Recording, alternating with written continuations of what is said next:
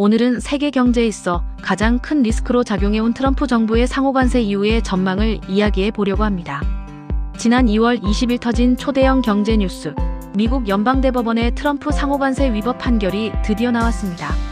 세계 경제를 불확실성에 몰아넣었던 상호관세가 이렇게 해결된 것일까요? 아닙니다. 이 판결 이후 오히려 다른 차원의 복잡한 시나리오를 가져올 수 있으며 그에 따라 세계 경제가 어디로 흘러갈지, 대한민국 경제는 어떤 영향을 받을지, 그리고 우리 투자 포트폴리오는 어떻게 가져가면 좋을지 신중한 예측이 필요한 시점입니다. 오늘 컨텐츠는 이 내용에 대해 깊이 파고들어 보겠습니다. 판결 내용 정리. 미 연방대법원은 현지 시간 2026년 2월 20일 보수 성향 대법관이 6명인 구성에서도 6대3의 압도적 다수결로 IEPA 국제비상경제권안법은 대통령에게 관세 부과 권한을 부여하지 않는다는 결론을 내렸습니다. 보수 성향 법원에서도 트럼프가 지명한 일부 대법관들이 등을 돌렸다는 점에서 정치적으로도 상당히 큰 충격입니다. 이 판결의 핵심은 딱 하나입니다. 관세는 의회의 고유 권한이다. 대통령이 행정명령으로 마음대로 부과할 수 없다. 이게 이 판결의 핵심입니다. 이 판결에 따라 다시 미국 수출 시 부과되는 관세는 예전으로 되돌아간 것일까요? 절대 아닙니다. 오히려 상황은 더욱 복잡해졌습니다. 관세율의 변화에 대해 따라가 보겠습니다. 판결 직전 한국의 대미 수출 관세 구조는 IEPA 기반 상호관세 15%의 품목별 관세가 중첩 적용되던 상황이었습니다. 판결 이후 IEPA에 근거한 10% 기본 관세와 국가별로 차등 적용된 상호관세는 법적 근거가 사라졌습니다. 그러나 트럼프는 해당 판결에 즉각 반격했습니다.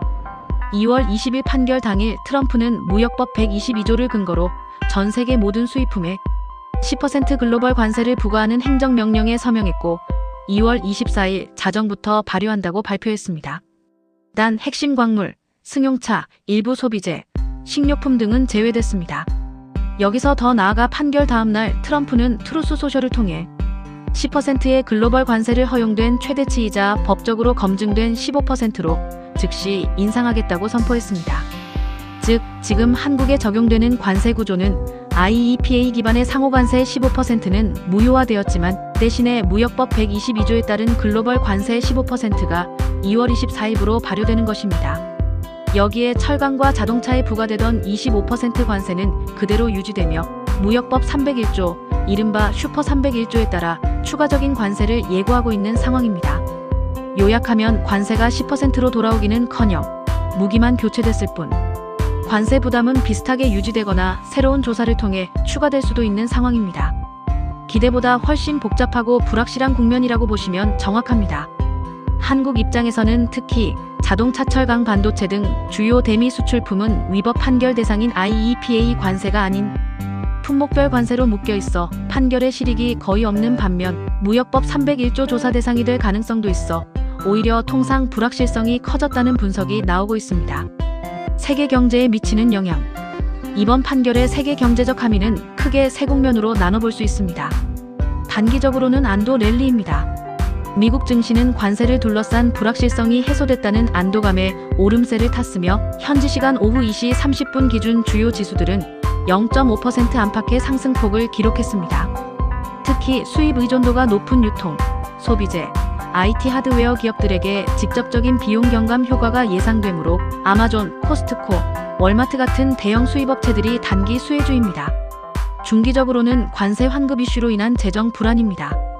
연간 750억 달러 세수 감소와 1,500억 달러 일회성 환급이 겹치면서 약 2,250억 달러의 추가 재정 부담이 발생하며 재정 불확실성 증대로 자산의 리스크 프리미엄이 확대돼 금리 상승 및 달러, 주가 약세 압력으로 작용할 가능성이 있다고 전망되고 있습니다.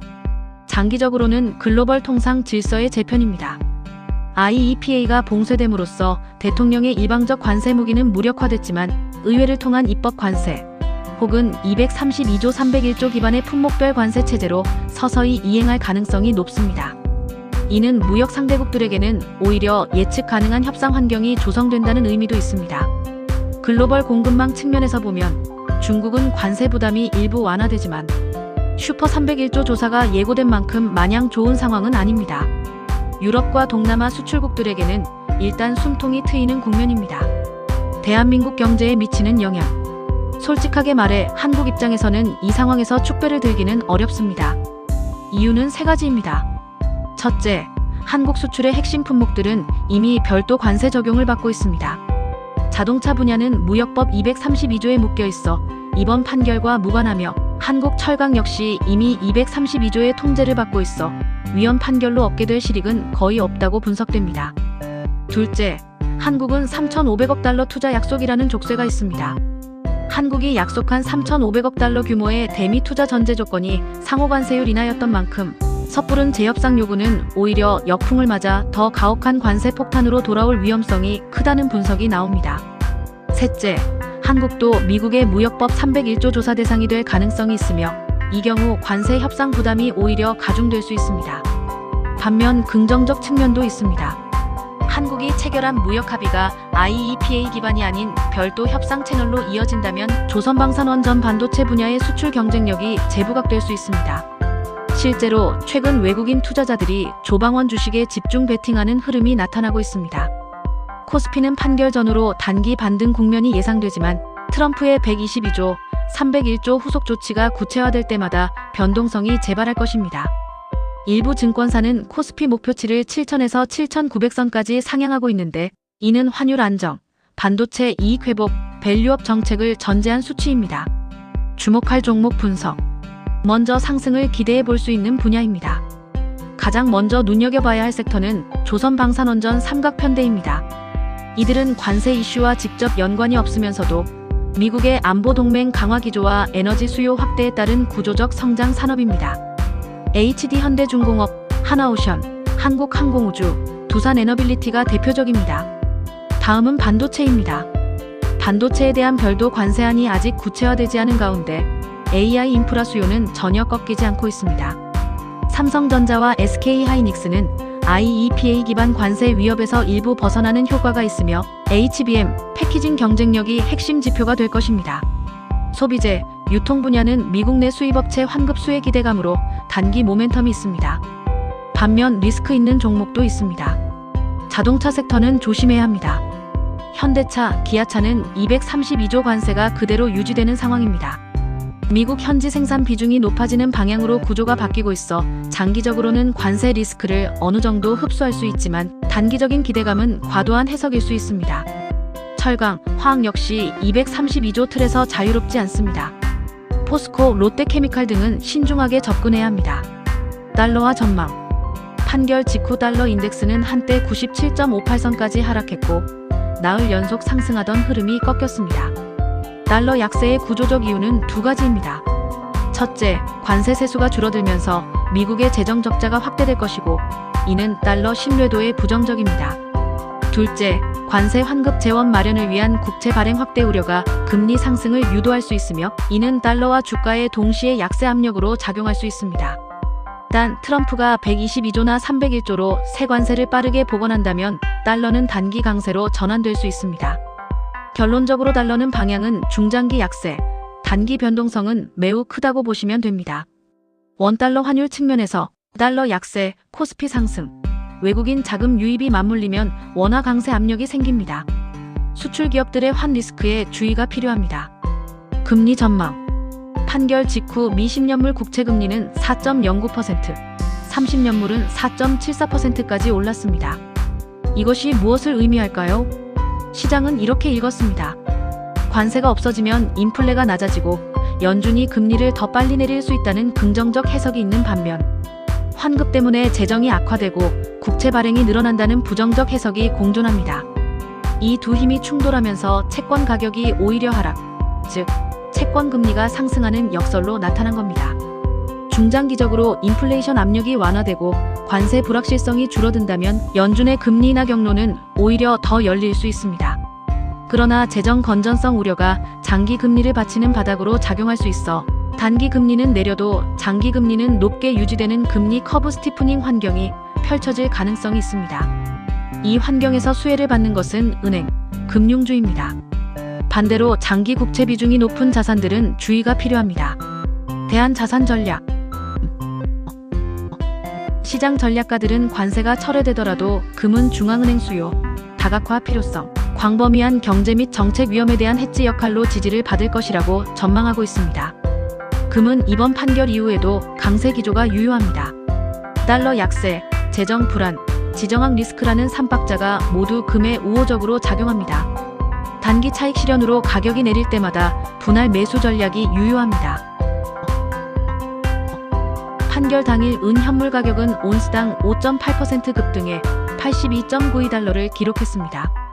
은 가격은 금 가격의 2배 속도로 움직이는 경향이 있고 산업용 수요와 귀금속 수요가 동시에 붙는 자산입니다. 리스크가 회복될 때 금보다 더 공격적인 상승을 기대할 수 있습니다. 단 변동성도 그만큼 큽니다. 비트코인은 복합적 시각으로 봐야 합니다. 달러 신뢰도 하락과 재정 불안이 비트코인 내러티브에 힘을 실어줍니다. 그러나 동시에 위험 자산으로 분류되어 리스크 오프 국면에서는 급락하는 이중적 성격도 있습니다. 이번 판결 국면에서 비트코인은 단기적으로 주식시장과 동조화되는 위험 자산으로 움직일 가능성이 높습니다. 트럼프의 대체 관세 발표, 미중 무역 마찰 재발, 연준 통화정책 변화 등 변수에 따라 크게 흔들릴 수 있으니 비중 조절에 신중을 기하셔야 합니다. 장기 보유 관점에서는 달러 약세 사이클과 맞물린 강세 가능성이 있습니다. 종합적인 관점. 앞서 살펴본 내용을 종합적으로 정리하자면 지금 상황은 한 줄로 표현할 수 있습니다. 바로 안도 속의 긴장입니다. 상호 관세의 법적 기반은 무너졌지만 관세 전쟁은 끝나지 않았습니다. 시장은 일단 안도했지만 트럼프의 다음 카드가 나올 때마다 변동성이 재발할 것입니다. 이런 환경에서의 포트폴리오 원칙은 다음과 같습니다. 주식 비중은 유지하되 섹터를 선별하세요. 조선, 방산, 원전, 반도체처럼 관세 리스크가 낮고 구조적 성장 동력을 갖춘 섹터에 집중하고 자동차, 철강처럼 여전히 품목별 관세 위협이 남아있는 섹터의 비중은 줄이는 게 현명합니다. 달러 자산은 중장기적으로 축소하는 방향을 검토하세요. 달러 예금이나 달러 MMF 비중이 높은 경우 환율 흐름을 모니터링하면서 점진적으로 분산하는 전략이 필요합니다. 금과 은은 포트폴리오의 해지 차원으로 가져가면 좋습니다. 전체 자산의 10 내지 15% 수준에서 금, 은 ETF나 현물을 보유하는 것이 불확실한 국면의 완충제가 됩니다. 비트코인은 소수 공격 포지션으로만 가져가야 합니다. 장기 달러 약세의 내러티브를 믿는다면 5 내지 10% 내외로 보유하되 레버리지 없이 현물 중심으로 가져가야 합니다. 채권은 단기물 중심으로 가져갈 필요가 있습니다. 장기 금리 상승 압력이 남아있는 환경에서 장기 채권 비중이 높으면 손실 위험이 있습니다. 단기 국채 또는 MMF가 안전합니다. 오늘의 핵심을 한 문장으로 정리하면 이렇습니다. 상호관세 위법 판결은 관세 전쟁의 종전이 아니라 형태 변화다. 안도에 취하지 말고 불확실성이 재발할 때를 준비하라. 오늘 내용이 도움되셨다면 구독과 좋아요 눌러주시면 큰 힘이 됩니다.